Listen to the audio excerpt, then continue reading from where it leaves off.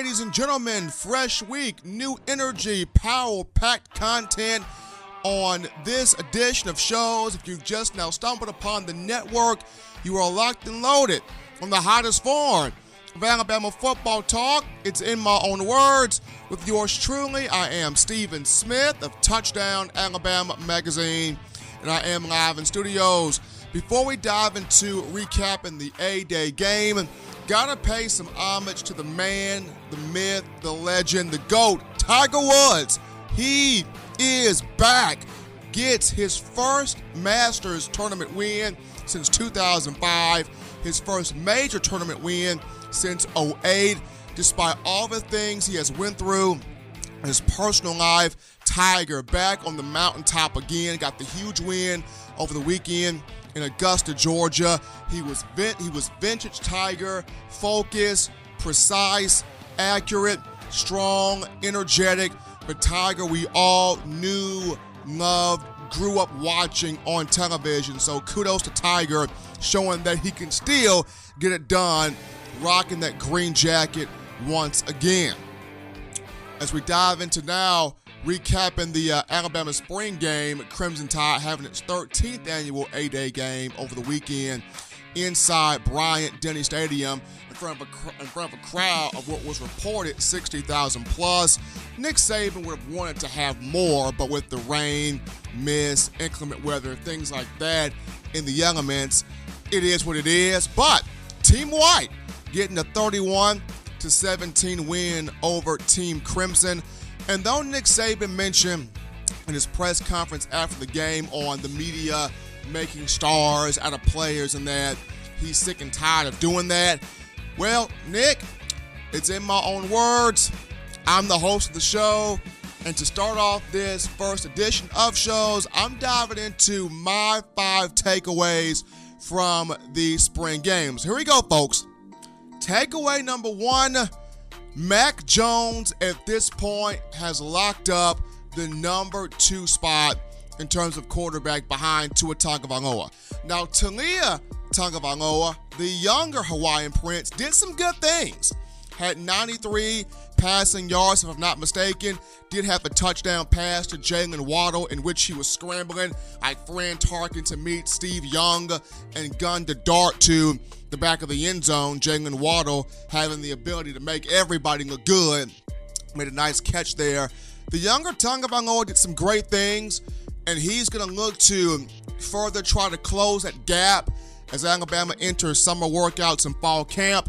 But from what was seen in the A-Day game, despite the elements of the weather, Mac Jones looked the best of the 4 quarterbacks. Jones, 19 for 23 passing. That's 82.6% completion rating, 271 yards, had 2 touchdowns, 1 interception. And I guess the best thing that I saw from Jones over the weekend was the Mac Jones of last year during spring ball, when he would make a mistake, when he would turn the football over, when he would do something that would irk Nick Saban, he would get a scolding from his coach, he would get chewed out by his coach, and Jones would kind of crawl in a hole, get depressed, would not come out, and more mistakes would ensue, more turnovers would ensue. But on Saturday, something different happened. Now, Mac Jones threw the early pick to freshman linebacker Shane Lee, who did a great job reading his eyes and sinking back into coverage. But after that play, the young man, redshirt sophomore from Jacksonville, Florida, got it right. Bounced back and had 2 touchdown drives, threw 2 touchdown passes, one to Cedric James at tight end to tie the game at 10 going into the halftime. And then the other, a 22-yard back shoulder fade to Xavier Williams, another redshirt freshman out of the Florida area, to give White a 17-10 lead over Team Crimson. So, Mac Jones was out there, had an assortment of passes, whether they were dump offs, intermediate throws, deep balls, just was able to show that he has command of the offense. And after him not getting a lot of action last year due to Tua and Jalen Hurts in front of him. Nick Saban mentioned to start the spring, Mac Jones would get a lot of opportunities. He got his fair shake in the A-Day game, went out there and in front of the crowd that was there, did his thing. To some extent, even outplayed Tua Tagovailoa. Tua in the game, 19 of 37 passing. That's just 51.4%. 265 yards, 1 touchdown, 1 interception. Tua didn't quite get going until the second half, more in perspective, the fourth quarter, when he found Jerry Jeudy on a 54-yard touchdown pass. And a lot of people thought, is Tua okay? Is he still hurt? Is he still favoring something? Is that knee still not 100%? And, of course, Nick Saban went on his presser and let the media have it, saying that you guys are making something out of nothing. Tua's fine, Tua's good, Tua's okay. But be that as it may, he did not have a Tua-esque performance, but was decent, was okay, got going as the second half went on. As for Mac Jones, showed he could run this offense, showed he could be fluent throwing the football, half the assortment of passes. Mac 10, gunning that thing, was the number one takeaway from me from the A-Day game. Number 2 takeaway from Alabama's spring game goes to the wide receivers. More importantly, the growth of the young weapons, the young wideouts. We know what to expect from guys like Jerry Jeudy, Henry Ruggs III, Devontae Smith, even to some extent Jalen Waddle, though he is now a true sophomore. But for young guys, John Mechie, Tyrell Shavers, Xavier Williams, and Slade Bolden, all of these guys did something to catch the attention of Tide fans. First off, John Mechie in this game, and if you remember the article I wrote about a week or so ago on how, Mechie would be Calvin Ridley's long-lost Canadian twin, brother, cousin, son, etc., and a lot of people were confused on why I framed the story that way. And a lot of people wondered, is this really a story? Why don't you write it like this? This title makes no sense. Well, after watching the A-Day game, if you go back and you watch the clip, this story is looking more and more accurate by the second. John Mechie was targeted 5 times. He caught all 5 passes for 133 yards, averaged 26.6 yards per catch, and was the Dixie Howell Memorial Most Valuable Player MVP of the spring game. One of the balls that Mechie brought in from Mac Jones, if you remember, was slightly underthrown. Mechie was in double coverage, and as he's making the catch, it's reminiscent of what Calvin Ridley did as a freshman in 2015. That year, Alabama was taking on Michigan State in the Goodyear Cotton Bowl for the college football playoff semifinal. Jake Coker targets Ridley on a 50-yard bomb. Ridley double covered. Jake Coker slightly underthrows it.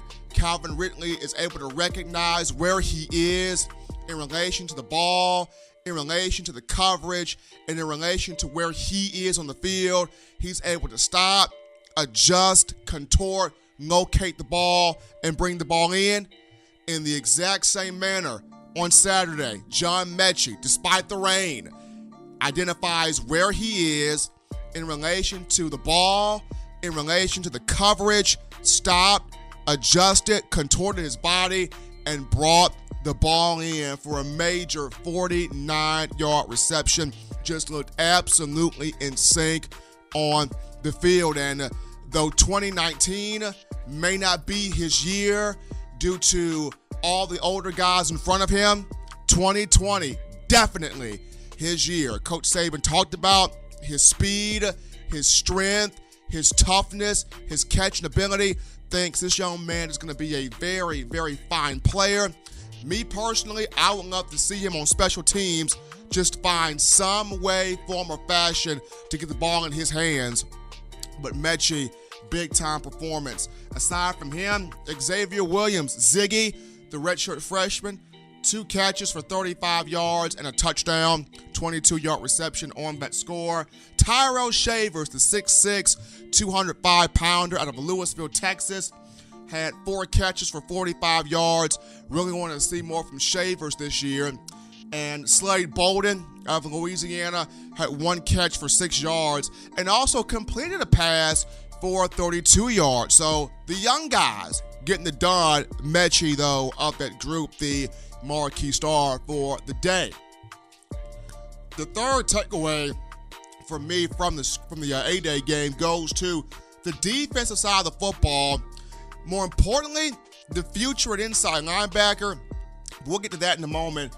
Defense as a whole really stood out. Did better than what most expected. From both teams combined, Crimson and White, we're looking at 12 sacks, 15 tackles for loss, and 4 interceptions. The trio of Phil Mathis, Chris Allen, and Antonio Alfano, 2 sacks each. The freshman duo of DJ Dale and Justin Ebiashby each had a sack. Anthony Jennings and Ayabi Anoma were completely harassing Tua Tagovailoa all day long.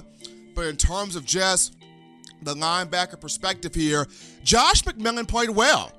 Mcmillan, the redshirt senior, had 7 tackles, including 1 tackle for loss. Did a good job filling in gaps in the run game. Is a strong plug-and-play guy. He looks to prove that he can be more than just that in the upcoming season. Dylan Moses was very happy to have the young man backing him up in the second level of that defense. But in terms of the future for Alabama at weak side linebacker, it is very bright with Jalen Moody and Shane Lee. Jalen Moody, a pick 6 off the arm of Paul Tyson, took it 30 yards to the house. And Shane Lee, who's wearing number 35 to represent Nico Johnson and D'Amico Ryans. That young man looks the part at 6 feet, 248 pounds. How about 8 tackles for him to lead Team Crimson? And he had the pick off of Mac Jones. So the youth, the future at weak side linebacker, bright. I think in the upcoming season, you're going to see Josh Mcmillan, good player. You can win a national championship with him being a plug-and-play guy. But the future of that spot, Shane Lee, Jalen Moody, Alakeho, really, really good for Alabama. From 3 down to 4th takeaway from the spring game, we go to Alabama secondary. Xavier McKinney played well, had 7 tackles. But the guy I'm going to highlight in the secondary was Josh Jobe. At 6'1", 186 pounds, out of Miami, Florida, played his final year of high school ball in Connecticut. This kid, length, athleticism, toughness, ball skills, and the aggression to frustrate wide receivers. He's got the total package, y'all. There were moments where he single-handedly disrupted the timing between Jerry Jeudy, Devonta Smith, Henry Ruggs, whomever Jobe was guarding. He single-handedly disrupted the timing between that receiver and Tua Tagovailoa. The receivers could not disengage their bodies from Josh Jobe. He was all over him. The kid, 4 tackles, 3 pass breakups, a team high between both teams. He is going to be really, really good next season and the years to come. It was good to see Trayvon Diggs collect an interception. He also had a pass breakup, got the pick off of Tagovailoa. Eddie Smith, the sleeper in all of this, in the safety spot. How about 4 tackles from the young man out of Slidell, Louisiana? He also had a pick off the younger Tagovailoa, Talia. And just the secondary as a whole played tough, played tight, in sync. Good showing by Charles Kelly and that group. Last but not least, 5th takeaway from the spring game, Alabama's specialist in the kicking and punting aspect. Will Reichert, Bama Nation, you've got the kicker. You've waited so long for this moment to finally say this. You haven't had the kicker since Jeremy Shelley in 2012. Will Riker has come in, and on A-Day, big showing by that young man. Made a 43-yard field goal, which immediately got fans up in arms, excited. Made all 4 of his extra points. And how about this? The kid can punt too. Averaged 42.2 yards per boot. Big job there by Will Riker. Skylar DeLong in the punting aspect greatly improved. I know he struggled last year.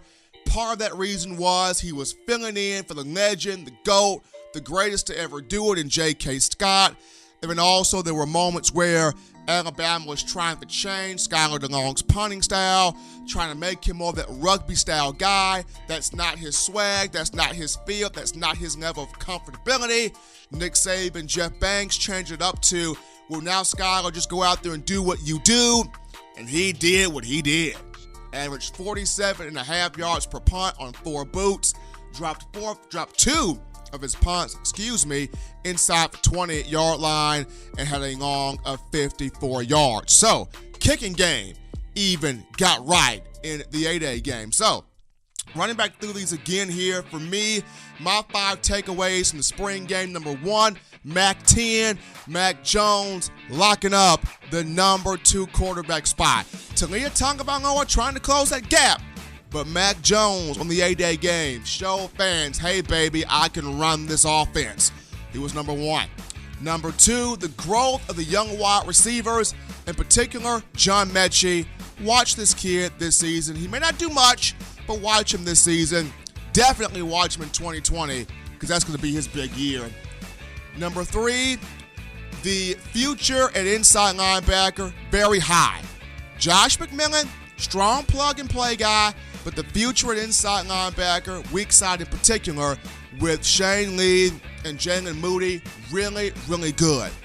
Number 4, Alabama special teams, Josh Jobe. That kid is a stud. I think this will be the strength of Alabama in the upcoming season, but Josh Jobe, an absolute stud in the future. And last but not least, number 5, the kicking game. Will Riker, Skylar DeLong, both of those guys did their thing. We're going to go to our first break here on In My Own Words. As always, you check out the Touchdown Alabama Magazine app for all of your Crimson Tide news, notes, and information needs. You can download this app on the iPhone App Store if you're Team Apple, Google Play Store if you're rocking the Android phone. Podcast options always listed at the bottom of the screen. Stay up with the hottest show on the streets. Upon our return, we dive into a name that Alabama fans want to see really, really, really have a breakout year. Who's that name I'm referring to? Go check it out. And that's out the break. Don't touch that dial, folks. We're coming back.